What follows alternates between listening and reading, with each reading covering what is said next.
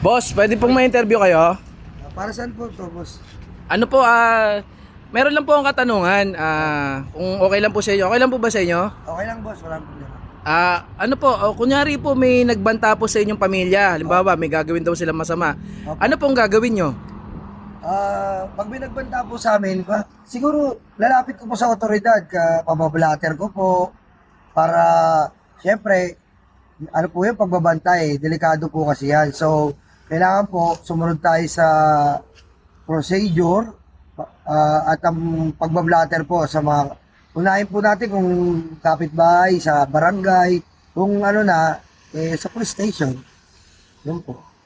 Tungkol po dyan no, sa pagbabanta. Napanood nyo po ba yung nagginawang pagbabanta ni VP Sara Duterte kay Pangulong Bongbong Marcos sa mga kaanak niya?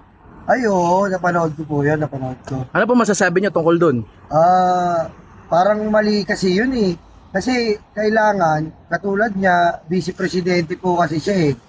So, dapat po, hindi siya makitaan ng gano'n na parang may banta daw sa kanya yung si Bongbong Marcos.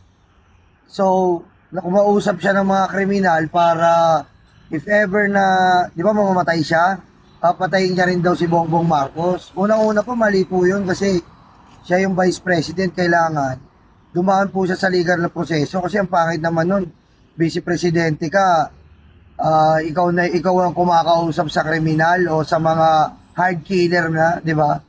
Yung mali po yun.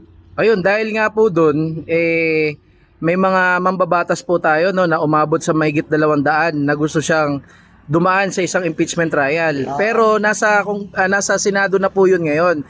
Ang siste lang, medyo tumatagal ito sa Senado at sinabi nga ni Senate President, Chis Escudero, gawin na raw yan siguro pagkatapos ng eleksyon. Ano po masasabi nyo, lalo na nasa batas po natin na kailangan, kapag may isang impeachment, forthwith o agad-agad, immediately gagawin?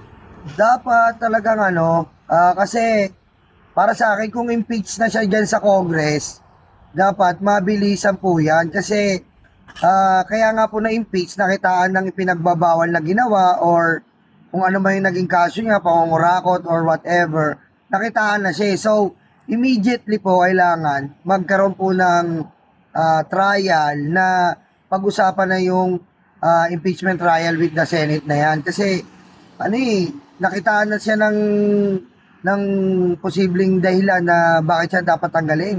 Hindi na po siya dapat magtagal kasi kung magtatagal pa siya, bakit patuloy pa rin niya ginagawa yung mga bagay na inireklamo sa kanya na katulad niya, sa gobyerno siya, pera po ng taong bayan kasi yung nasa hawak-hawak nila at pinapagamit nila yan eh. Kaya kailangan, ang Senado kasi ngayon parang tatamad-tamad po, pansin ko napapanood ko po sa TV.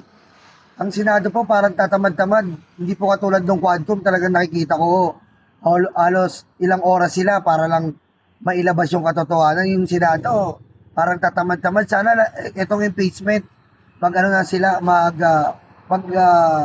mag-session na sila para maipagpatuloy na ang pag-impeach sa VP Sara Duterte. Ayun po, salamat po sir. Maraming salamat din po, sir.